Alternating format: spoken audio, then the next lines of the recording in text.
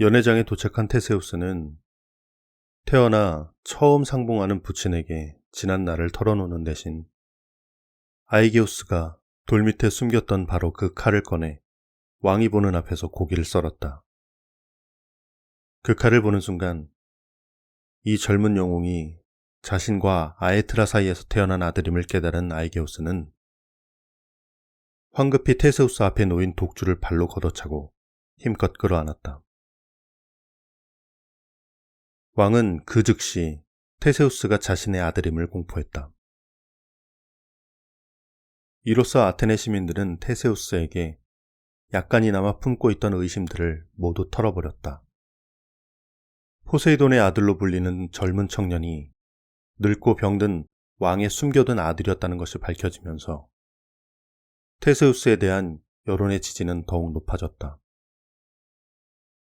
신분적으로 왕의 유일한 독자였으며 다른 권력층 인사들과 달리 몸소 시민의 편이 되어 도적들을 소탕했고 자신의 신분을 숨긴 채 정의의 편에 섰던 젊은 테세우스가 방만한 정치를 바로잡아 백성들을 구원해줄 유일한 대안으로 떠오른 것이다. 이는 테세우스가 어머니의 집을 떠나면서 마음속으로 계획했던 꿈이 그대로 실현된 것이었다. 그러나 곧 정적들이 모습을 드러냈다. 아이게우스의 정치적 라이벌인 파라스 일족이 사생아에게 왕권을 물려줄 수는 없다고 반기를 든 것이다. 이들은 자식이 없는 아이게우스 왕이 죽으면 고스란히 자기 일족에게 정권이 이양될 것으로만 생각해왔는데 뜻밖의 인물인 테세우스가 나타나면서 아이게우스의 계승자가 됨은 물론이고 민중의 지지까지 한 번에 독차지하자 심각한 위기감을 느끼게 된 것이다. 하지만 여론은 이미 테세우스의 편이었다. 그동안 재산이나 가문 등 무엇 하나 내세울 것이 없던 테세우스는 여론의 지지야말로 자기 같은 처지에겐 가장 강력한 무기라는 것을 실감했고 그 여론은 이미 테세우스를 새로운 아테네의 지도자로 여기고 있었다. 정세가 생각보다 불리하다는 것을 깨달은 파라스 일족은 야밤을 이용해 급습하기로 결정했다. 파라스 일족은 아테네 귀족만 40명이 넘게 참여하는 주류 세력이었고 테세우스는 단신이었다. 아버지인 아이게우스는 명목상의 왕에 불과했다. 그의 손에서 권력의 그림자가 사라진 지 이미 오래였다. 이처럼 절대적으로 불리한 상황에서도 여론은 테세우스의 손을 들어줬고 파라스 일족에서마저 여론의 향방에 불안을 느낀 이탈자들이 나오기 시작했다. 그들은 몰래 테세우스에게 급습을 경고했다. 이에 테세우스는 한밤중에 시민대회를 열어 파라스 일족의 비겁한 계획을 폭로했다. 가뜩이나 귀족들의 정치체제에 염증을 느끼고 있던 시민들의 분노가 이 일을 계기로 한꺼번에 폭발했다. 누가 먼저랄 것도 없이 군중은 각자 무기를 들고 파라스 일족이 매복해 있는 곳으로 달려갔다. 이 소식을 들은 파라스군은 모두 뿔뿔이 흩어졌다. 시민들의 도움으로 손쉽게 정적을 제거한 테세우스는 다시 한번 여론의 힘을 뼈저리게 절감했다. 허울 좋은 왕권이나 귀족이라는 명패보다 민중의 지지야말로 자신처럼 아무것도 가진 것이 없는 청년을 아테네의 수호자로 만들 수 있다는 사실을 분명하게 자각한 것이다. 테세우스는 그날 밤 광장에서 집회를 열고 이번 승리는 테세우스의 승리가 아닌 아테네의 승리이며 민중의 승리라고 선포했다. 그리고 자신은 아테네의 왕이 될 생각이 없으며 아테네는 오직 시민들의 것이라고 말했다. 자기가 파라스와 싸운 이유도 정치적인 동기는 없었고 다만 시민들에게 아테네를 돌려주기 위해 시민의 한 사람으로서 전투에 참여했을 뿐이라는 말도 빼놓지 않았다. 이 사건을 계기로 테세우스에 대한 아테네의 민중의 지지는 더욱 확고해졌다. 그들은 테세우스가 진심으로 민중을 위해 싸우는 투사이며 시민들의 편이라고 확신했다. 그러나 테세우스의 목적은 어디까지나 아테네의 영원한 지도자로 기억되는 것이었다. 여기에서 테세우스는 헤어나올 수 없는 늪에 빠지게 된다. 테세우스는 자신의 능력으로 리더 자리에 올랐으나 경쟁 상대와 정면 승부를 통해 승자가 된 것은 아니기 때문이었다. 이것이 두고두고 그의 발목을 잡게 된다. 승패라는 단순한 도식은 리더에게 권한을 부여한다. 뒤에 살펴볼 로물루스는 자신의 버금가는 친동생과의 정면 승부에서 승리했고 이 사실은 언제까지나 그에게 권한을 부여했다.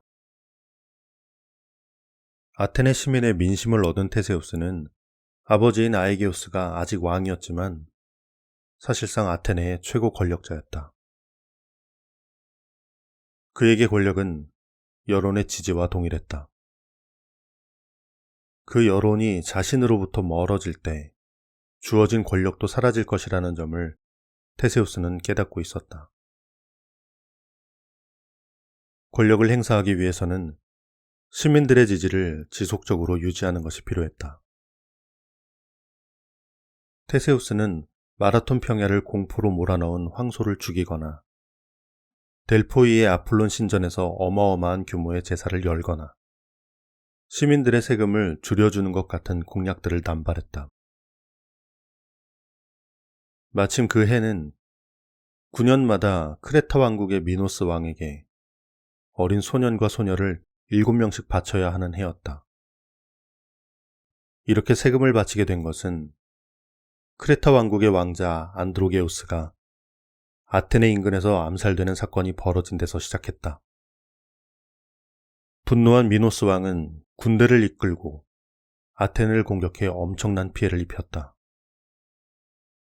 이에 크레타와 아테네 사이에 휴전 협정을 맺는 자리에서 미노스 왕은 휴전의 조건으로 9년마다 소년 소녀를 바치라고 요구했고 아이게우스 왕은 어쩔 수 없이 이 조건을 받아들였다.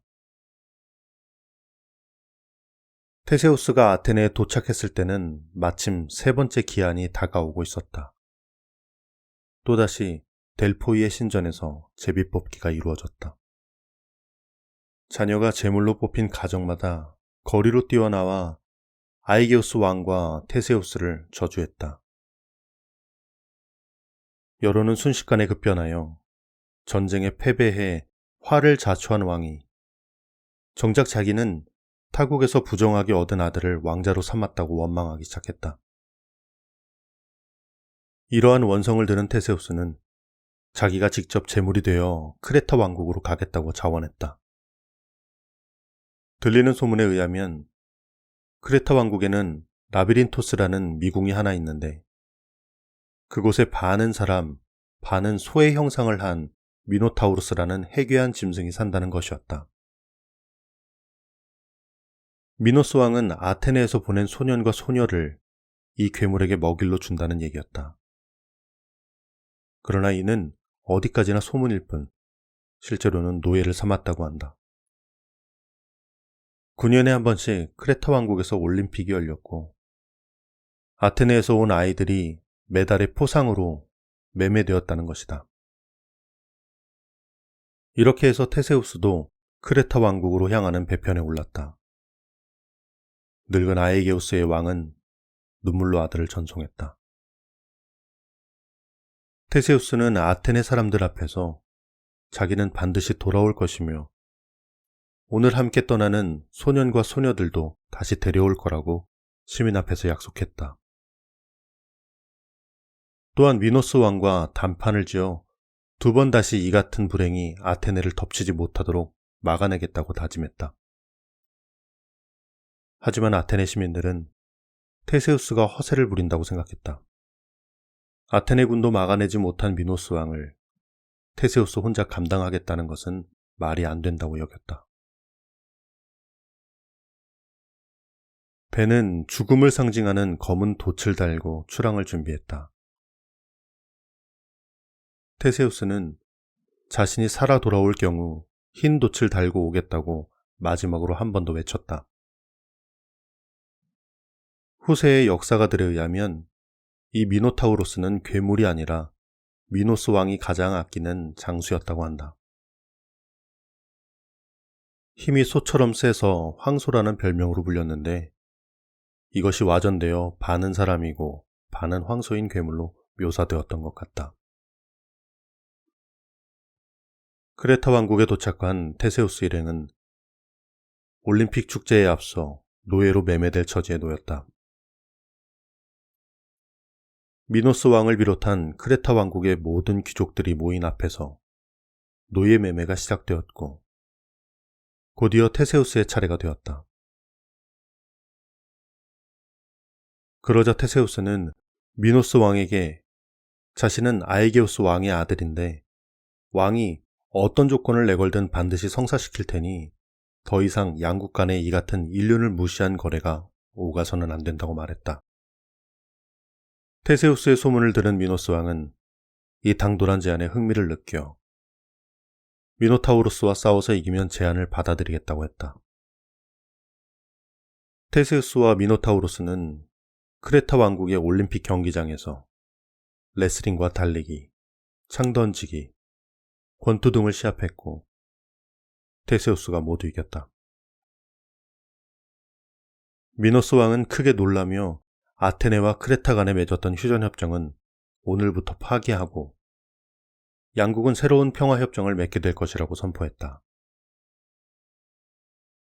당시 미노스 왕은 군부의 핵심 권력을 손에 쥔 미노타우로스를 은근히 경계하고 있었다.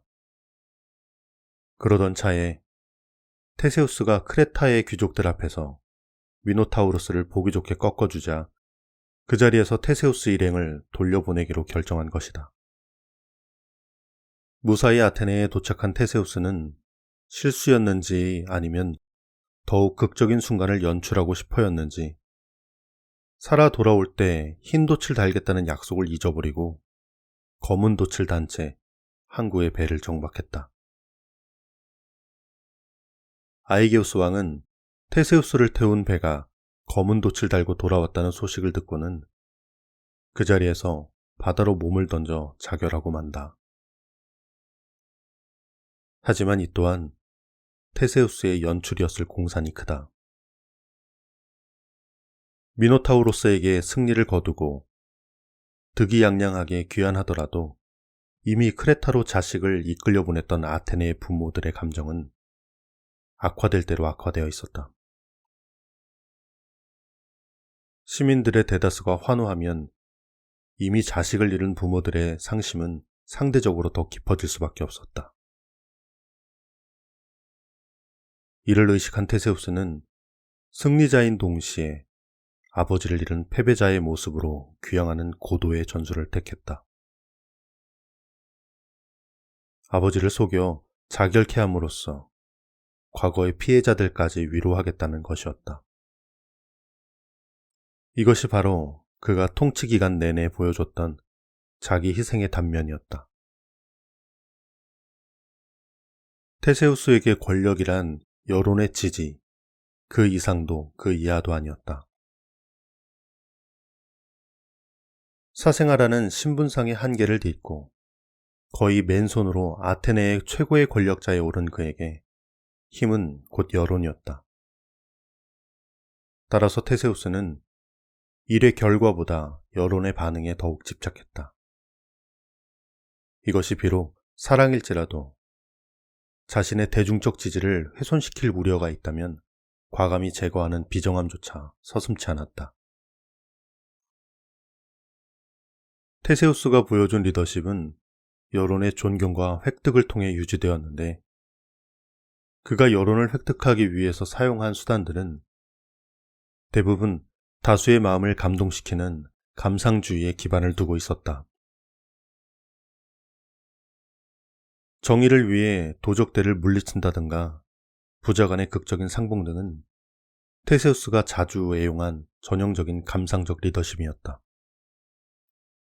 살아 돌아오면 흰돛을 달겠다느니, 내가 먼저 제물이 되겠다느니 하는 말로 외교 문제가 아닌 가족 간의 사랑을 지키기 위해 희생하는 모습을 군중에게 보여준 것이다.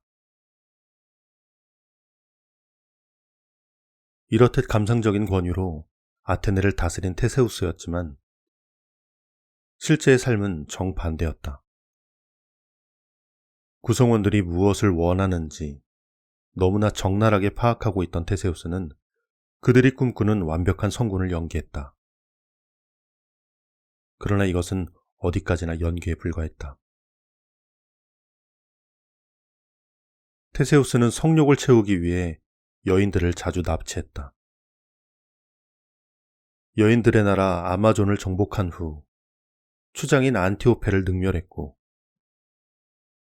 고향인 트로이젠에서 아낙소라는 여인을 납치했으며, 친구의 아내를 죽이고 그 딸들을 강제로 취하는 등 군중 앞에서 드러난 성자적인 생활과 실제의 사생활에서 큰 괴리를 보였다. 테세우스는 난잡한 사생활을 여론으로부터 감추기 위해 더 큰 범죄를 저지를 수밖에 없었다. 그러나 이 같은 범죄를 숨긴다는 것은 애초부터 불가능했다. 마침내 이 같은 과오가 폭로되어 아테네는 믿었던 지도자에 대한 배신감으로 혼란에 휩싸였다. 테세우스는 그간의 모든 공로와 영광을 일순간에 빼앗겼다. 그리고 자신이 강간한 어린 소녀의 가족들에게 납치되어 먼 타국의 절벽에서 떠밀려 죽고 말았다.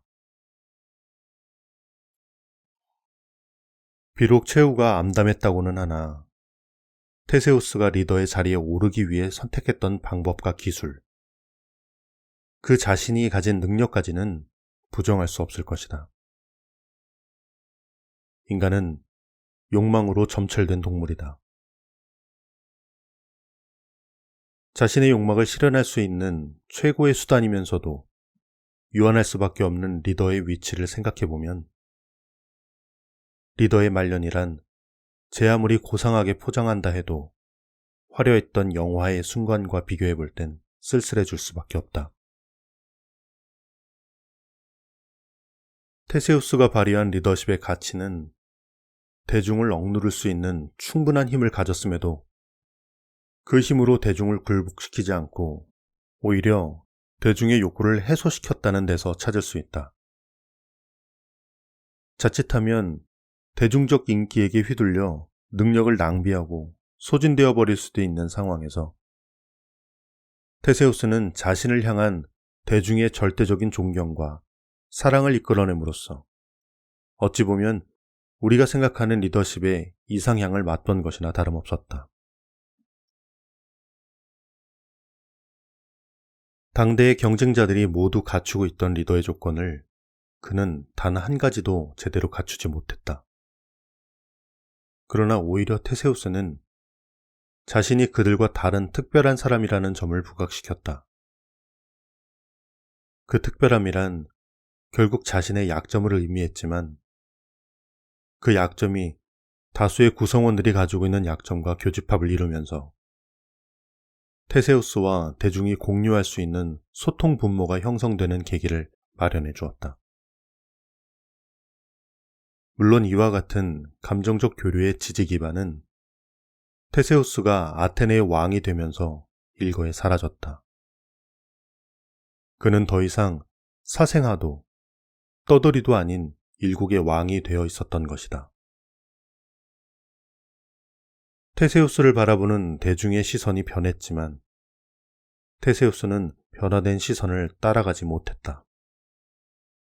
그는 여전히 과거의 방식으로 문제를 해결하고 권력의 기반인 대중적 지지를 유지하려고 애썼다. 반면에 대중은 그가 왕답게 성장해 주기를 고대했다.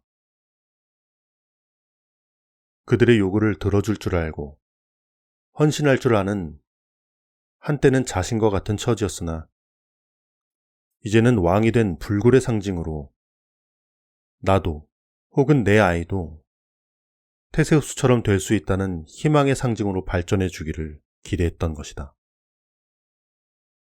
하지만 안타깝게도 테세우스는 대중이 바라는 최후의 욕망까지 실현해내는데 실패하고 말았다.